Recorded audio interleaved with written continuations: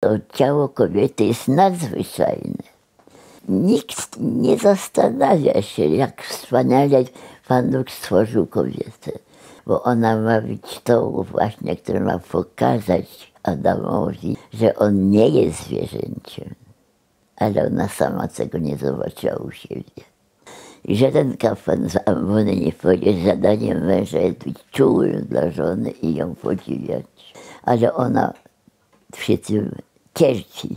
Macierzyństwo jest nacechowane cierpieniem i to pozwala kobiecie być bardziej wytrzymałą na wszystko, co się dzieje, niż mężczyzna.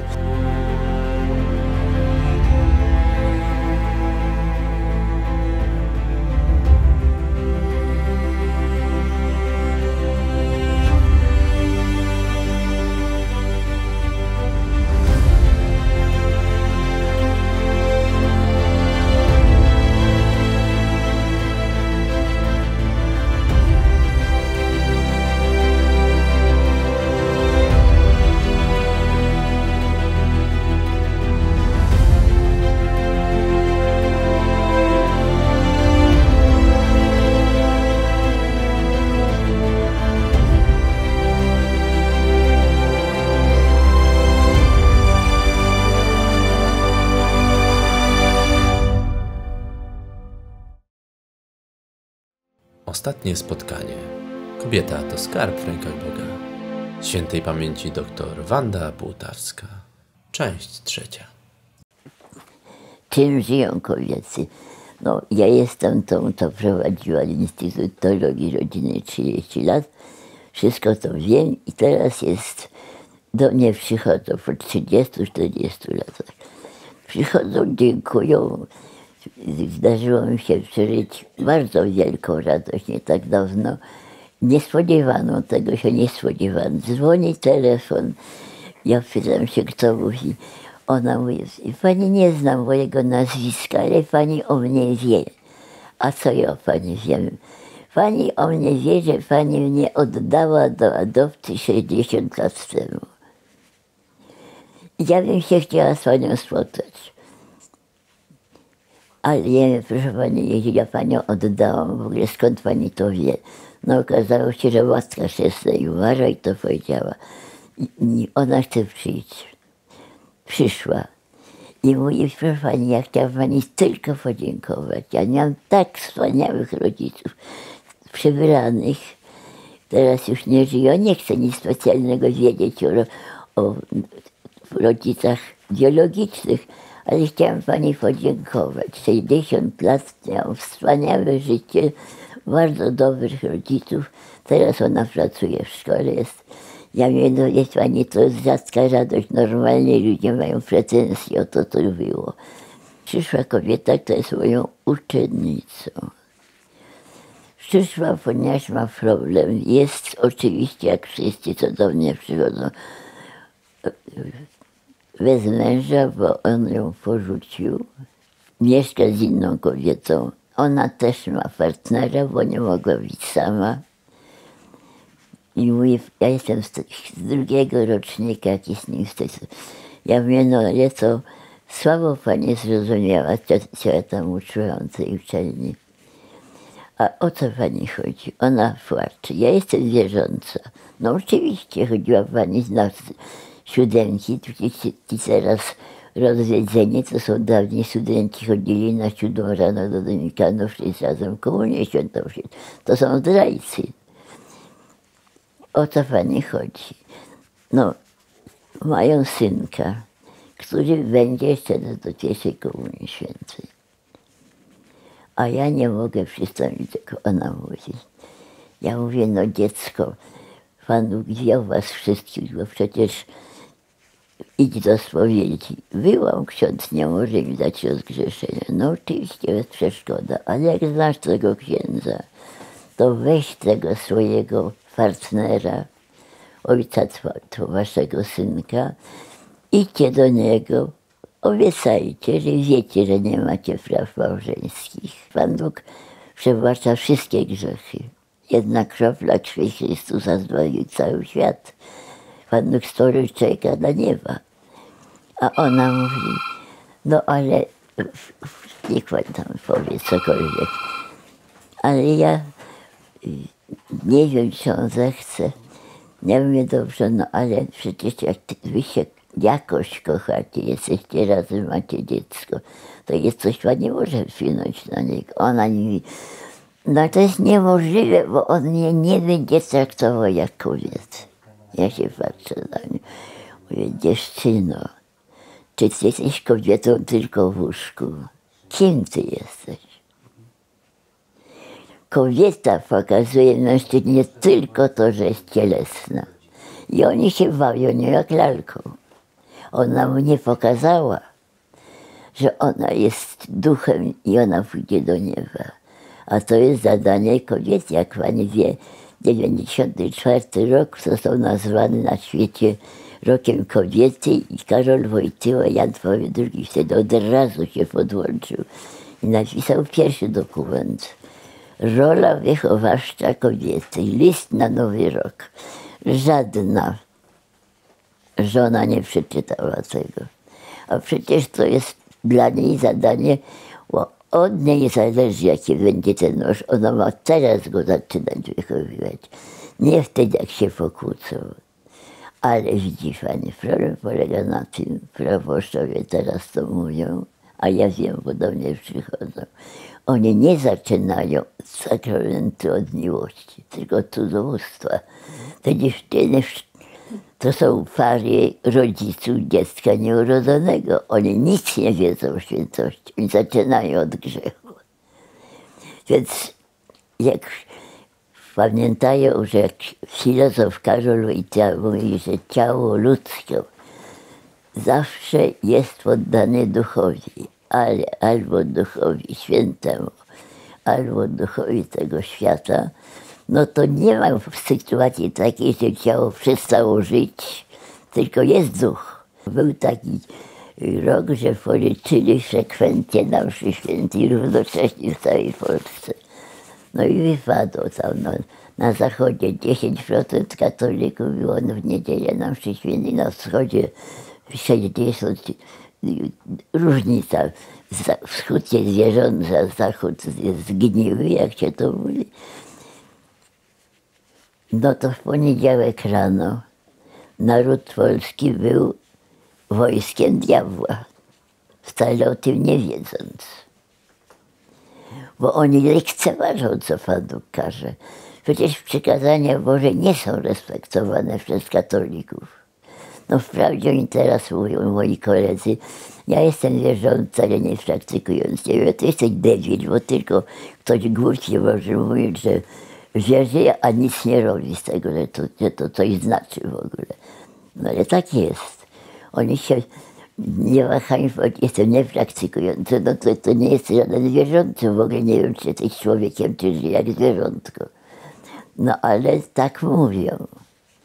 Więc człowiek w ogóle nie wie ani kim jest, ani jak ma żyć, bo nie słucha Boga, który podyktował wszystko. Nie ma rzeczy, które nie może znaleźć w Ewangelii. I dlatego Karol Wojtyła mówił, sprawdź, co o tym mówi Pan Bóg i potem powiedz to ludziom.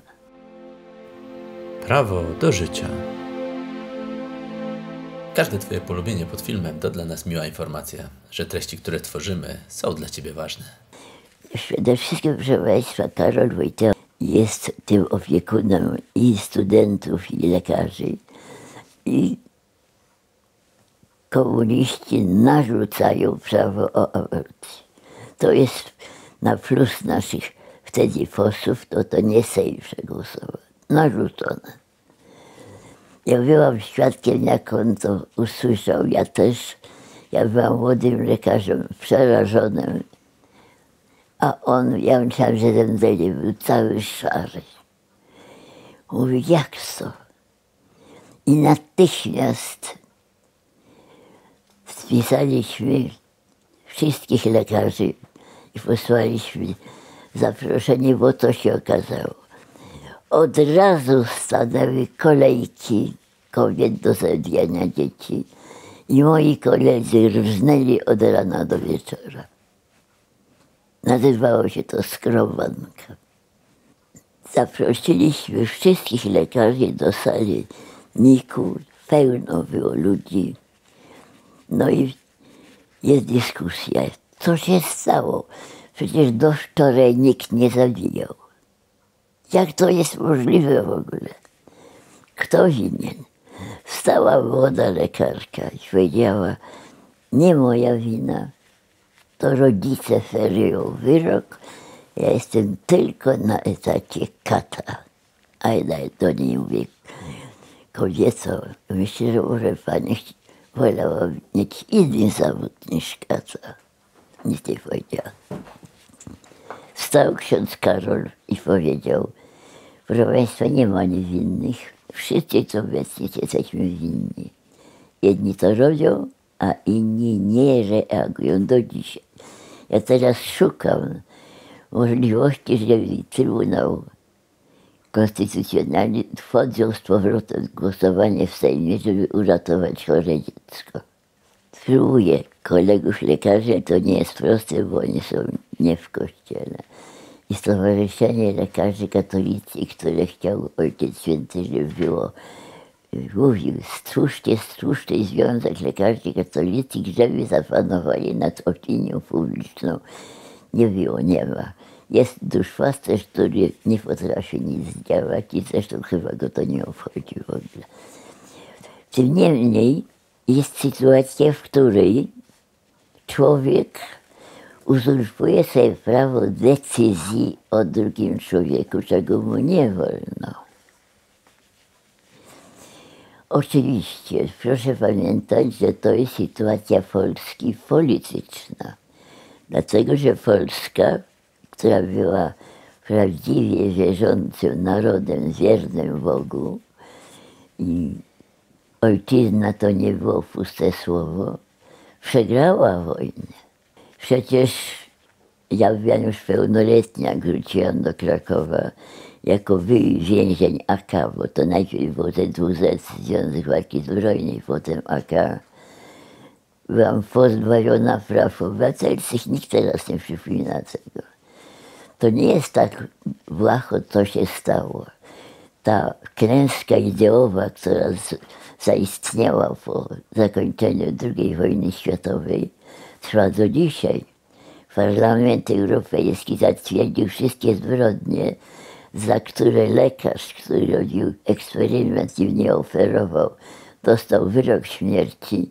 Teraz wolno robić każdemu, a skazali lekarza, który odmówił zabicia dziecka.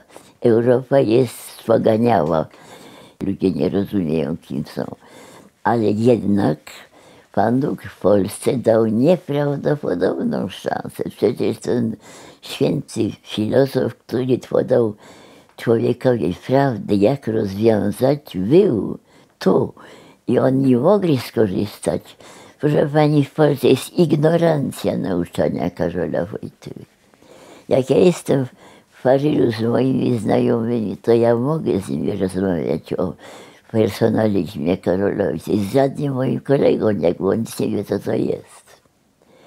Jest ignorancja zawiniona, usprawiedliwiona bardzo ładnie. Panowie doktorzy robią same dobre uczynki, leczą ludzi. Tak. A jednak Ojciec Święty poszedł do pokoju lekarskiego w Gemelli, uderzył pięścią w stół i powiedział, nie wolno pacjenta traktować jak rzecz. Jak człowiek traktuje drugiego człowieka, ma przepis. Miłujcie, tak jak ja was umiłowałem. Nikt nie słucha, a naprawdę święto jest tylko posłuszeństwo. Godność kobiety. Pokorny człowiek wie, że nie ma wszystkich możliwości, bo jest tylko człowiekiem, ale równocześnie obiecał Pan Bóg, że jest podobny do Niego, więc jest aż człowiekiem. Z jednej strony ludzie wyobrażają sobie, że są ważni, a z drugiej strony nie szanują swojej własnej godności. Przecież dziewczyny się zachowują tak, jakby były zwierzątkami. W tej chwili jest tak, że ja obserwuję z okna, jak zaczepiają dziewczyny chłopaków. I znajomy jechał na stację benzynową i wraca do mnie i mówi: dwie 14-letnie mniej więcej dziewczyny przysiadły się do nich i proponowały, że pójdą z nimi do łóżka. One proponowały. Można powiedzieć, że ma dostęp diabeł do ludzi tak jak w raju przez kobietę. Na Kulu była taka sesja diabeł i kobieta. Więc jestem za tym. Teraz w Tarnowie zrobiono instruktorkę tylko dla kobiet. Oprócz instruktorki dla małżeństw, dla kobiet. Bo kobietę trzeba wziąć za łeb i kazać jej myśleć. Ona sama nie będzie się uczyła. Ona nie ma potrzeby rozwijania intelektu, bo ona czuje, prawda? I też czucia kobiety są jej zasadniczą trudnością. Ale widzi pani, kobieta nie wie wcale, kim jest. Ja jestem uprzedmiotowany, ja całe pokolenie, cała moja klasa. Ja miałam katechetę, który nam powiedział w szkole, w klasie pierwszej, to była wstępna aż do matury. Ksiądz ktoś powiedział, patrząc na dziewczynki, stał w drzwiach, one tak krzyczały i śpiewały: dziewczynki, zapamiętajcie na całe życie, że kobiecie to trudniej być człowiekiem. Sprawdziłam to całe życie, zarówno przez studentów, jak przez pacjentów. Trudniej, dlatego że ona jest bardziej skomplikowana osobowością, bo ona ma być tą właśnie, która ma pokazać Adamowi, stworzonemu do świata materii, że on nie jest zwierzęciem. Ale ona sama tego nie zobaczyła u siebie. I naprawdę kobieta jest uwikłana w ciało. Mężczyzna nie ma żadnych związków z ciałem.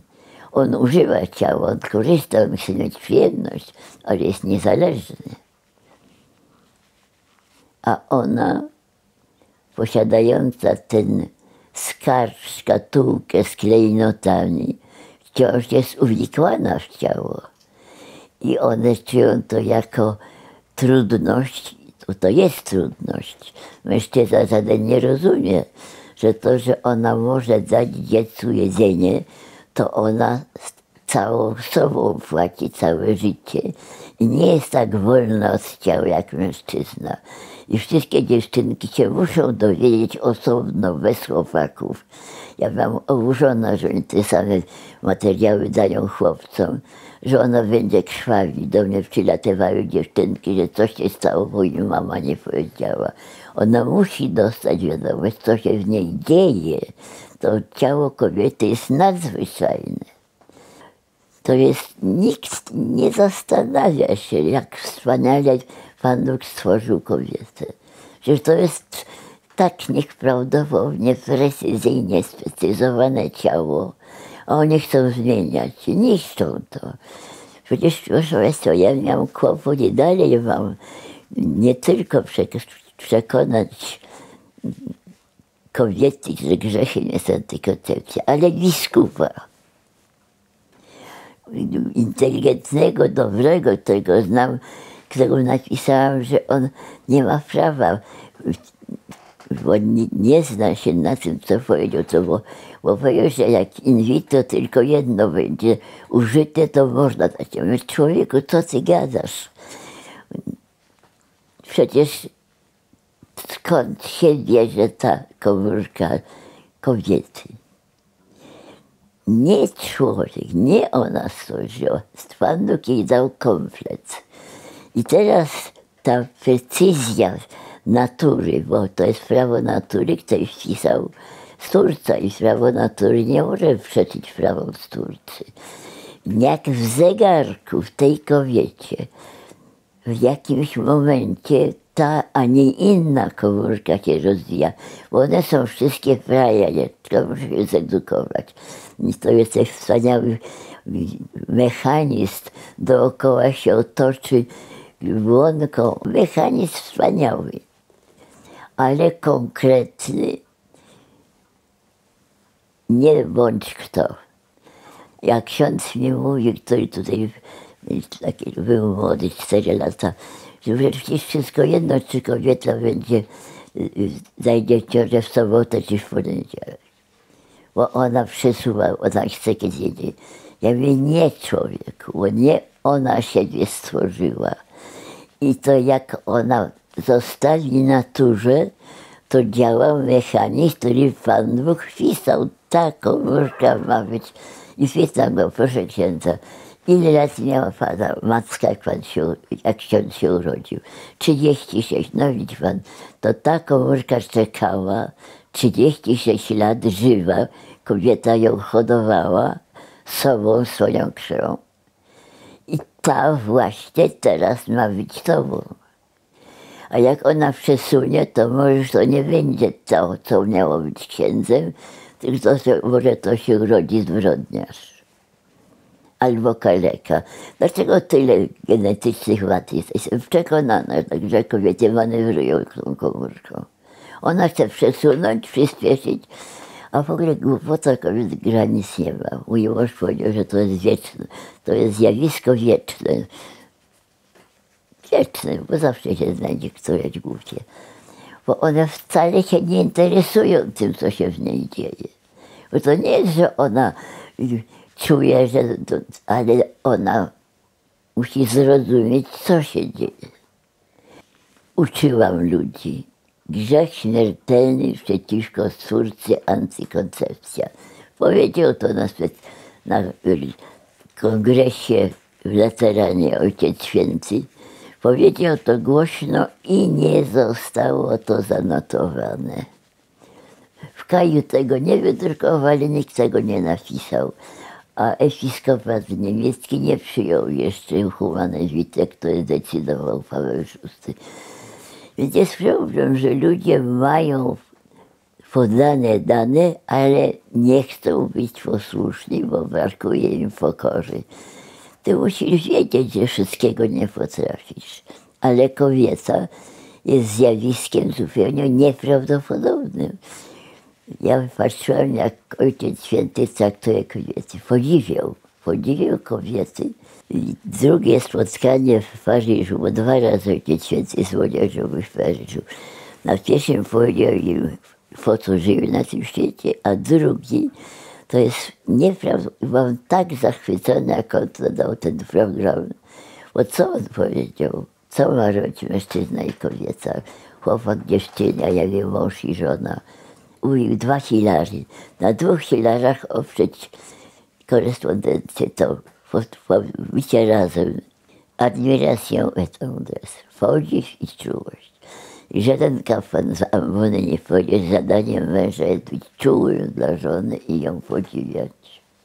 I to samo on. A nie ma miłości bez podziwu. Powiedział Jan Paweł II. Proste. Przestaniesz podziwiać, lekceważysz. Nie można kochać kogoś, kogo lekceważysz. Musisz mieć świadomość, że cenisz to. No a kogo cenić? Jak nie jest godny, bo to masz być podziwiany, to jest do ciebie zadanie. I naprawdę dzieci mają prawo podziwiać. To jest krzywda, że rodzice są tacy, że ci pogardzają ojcostwie jak matka prostytutka. To jest prawda krzywdząca dzieci. Człowiek chce podziwiać i w ogóle bez podziwu, jak nie ma nic do podziwiania, to się czuje ubogi, nic nie ma. Bo tylko to sobie ceni, co mu się podoba, tak, że on podziwia. Dlaczego te dziewczyny są wszystkie w pogonie za chłopakiem? Bo w domu, jak jest dziecko kochane przez rodziców, nie musi szukać. Bo dziecko do mnie mój tata mówi, królewno moja. Bo w domu dostaną czułości tyle, ile im potrzeba. I Ojciec Święty, jak było niemowlę z nami w Kastygan doszło, to powiedział, że dziecko wzbudza automatycznie w tych tępych ludziach czułość. No jak nie ma noworodka, żeby ktoś zobaczył, no tak, ale ja widziałam mężczyznę, który strzelił główką noworodka o ścianę.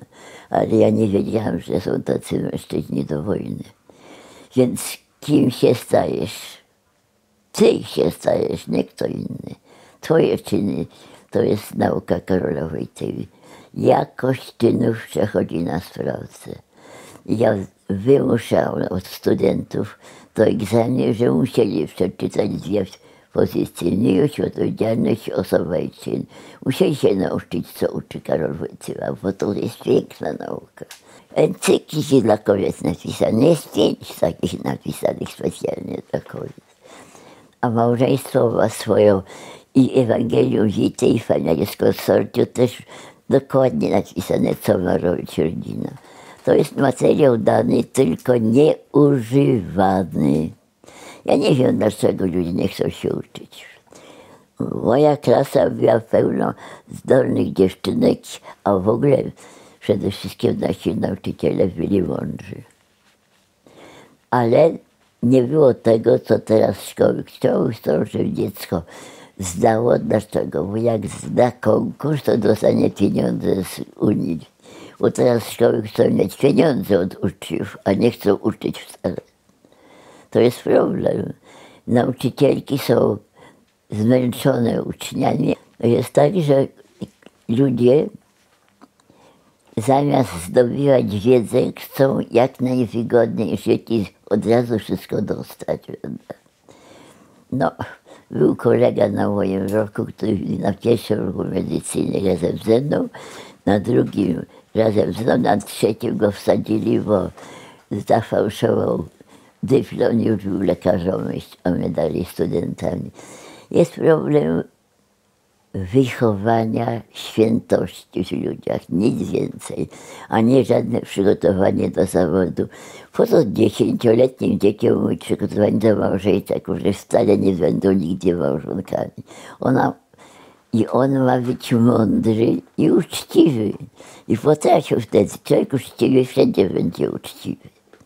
A to jest tak, jak ja miałam rozmowę z nauczycielem, który był ojcem dziewczynki małoletniej.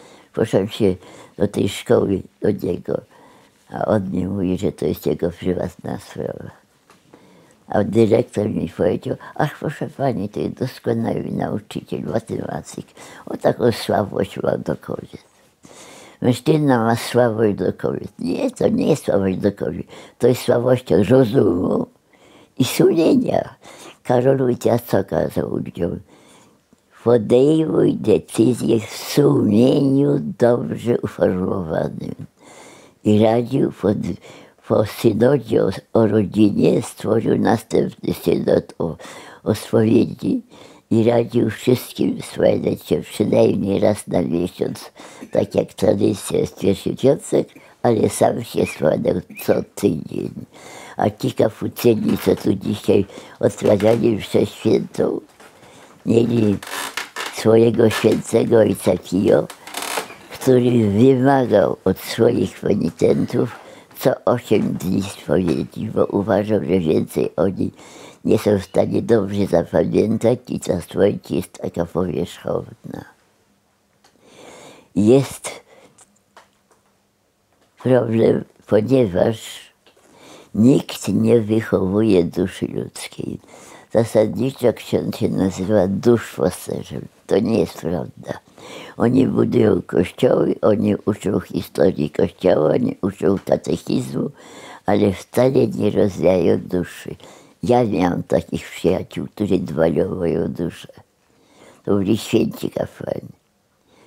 Ja miałam paru księży, którzy na pewno są święci, a niektórzy już są proces kanonizowany.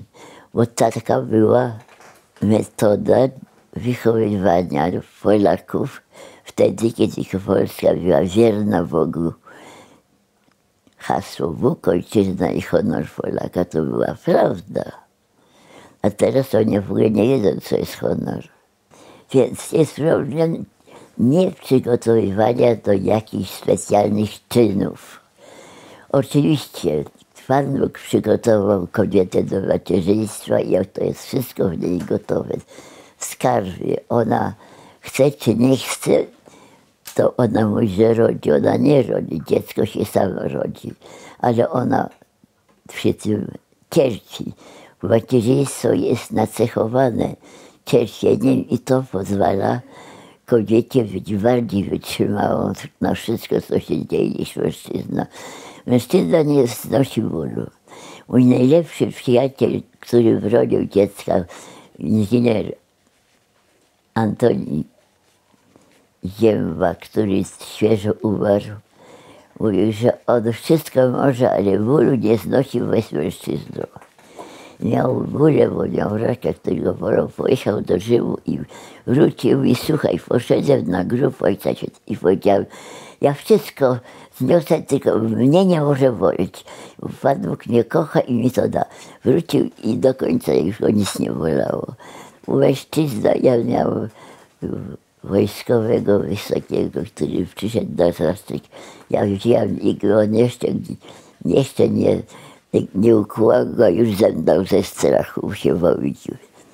Więc jest problem zrozumienia, co znaczy męskość od męstwa, a kobiecość to ma być ona, jak ta kobieta z Ewangelii. To znaczy kobieta, która dba o wszystkich, postawa matki. Wcale nie każda może mieć żywe dziecko za swoje, ale każda musi dorosnąć do postawy matki, albo jest niedorozwinięta. To jest cecha macierzyństwa, to jest troska o tych, żeby mieli ubranie na ziemię, wszystkim, co potrzebuje, bo ona jest karmicielką. To nie jest tak, że mężczyzna nie chce karmić, on nie ma czym karmić. I to jest to samo z jej duszą. Ona jest pełna przeżyć, bo ma wrażliwość duchową, a on jemu trzeba pokazać, że to nie jest tylko tym, który umie podźwignąć coś. I on naprawdę ma siłę. I co robił święty Józef? Niepopularny święty, to jest takie zabawne, teraz ciągle piszę autografie dla ludzi. Nie spotkałam przez ostatnie parę lat ani razu rodziny, która mnie prosiła o autograf dla Józefa. Niemodny wśród chłopców. Dlaczego? No bo taki niepozorny, nic nie stworzył, nie ma swojej jakiejś metody, niczego nie zbudował, tylko był posłuszny. I opiekował się kobietą i dzieckiem. Ma być opiekunem. Nie może nakarmić, ale może zawieść do dziecka. Ludzie teraz mieszają, co chcą robić i biorą sobie to, do czego nie są stworzeni. A rezygnują z tego, co by mogli wspaniale zrobić. Bo przecież co robi kobieta, to naśladuje mężczyzna? Robi karykaturę czynów męskich. Są rzeczy, których ona nie powinna robić, bo się krzywdzi. I są takie, co doskonale zrobi, a on nie. Jest problem rozeznania swoich talentów. To może duszpasterstwo nauczyć kobiety, że ona ma mnóstwo możliwości. I porządna szkoła, jaką ja byłam, to była szkoła, która uczyła wszystkiego. Teraz żadna dziewczyna nie umie żadnych robót ręcznych ze szkoły. A ja ze szkoły umiałam prać, gotować, szyć, haftować i wszystkie ścieki i wszystkie roboty męskie, to były na drzewie i to miałam na lekcjach. To jeszcze w szafie własną lampę zrobioną 90 lat temu. I drzewo wycięłam i polakierowałam i zrobiłam metalowe i wszystko.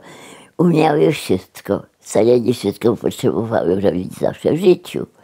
Ale prawdą jest, że jak coś się dzieje, to kobieta potrafi zradzić, a mężczyzna bezradny nie wie, co teraz trzeba zawołać. Jak chce coś podnieść, to tak. A jak trzeba coś zdecydować, to nie bardzo wie, co ma decydować. Za dużo tych różnych kłopotów, to ona bierze na siebie. Tylko że kobiety chcą się pozbyć tego, co robią. I chcą, żeby to mężczyzna robił. I oskarżają. Przychodzi do mnie, mąż mnie zaniedbuje i nie pomaga mi. Czym nie pomaga? Co pani ma? Kobieta ma jedno dziecko. Ja mówię, a co pani się pomagał? Po co pani pomoc do jednego dziecka? Przecież to jest opieka nad dzieckiem, to teraz nie potrzeba 4 rok. Byłam świadkiem, jak młoda para pierwsze dziecko kąpało 7 osób w rodzinie. No można chcieć patrzeć na noworodka, żeby go karmić, ale wcale nie jest prawda, że kobieta do macierzyństwa potrzebuje pomocy mężczyzny. Nie. Ona potrzebuje do opieki jej, to znaczy ma gdzie mieszkać, ma co jeść, co się ubrać, on dba, żeby ona wszystko miała, a nie ma siedzieć godzinami i jechać z wózkiem. Nie ma żadnej potrzeby. Nie mówiąc o tym, że na przykład jak one każą mężowi wstawać w nocy do dziecka, to budzą go, a ona i tak nie śpi. Każda matka się budzi, jak dziecko się poruszy. A mężczyzna chciał budzić, no to po co go budzić, jak ty i tak się obudziłaś? Jest nieporozumienie, że ona chce mieć wszystko tak samo jak on. Po co? Ona to zrobi całkiem inaczej i źle, a ona to zrobi doskonale. Ale za to tamto on umie. Ludzie chcą małpować, zamiast wydobywać z siebie to, co stanowi o jego niepowtarzalności. Coraz więcej ludzi wspiera nasz kanał. Dziękujemy.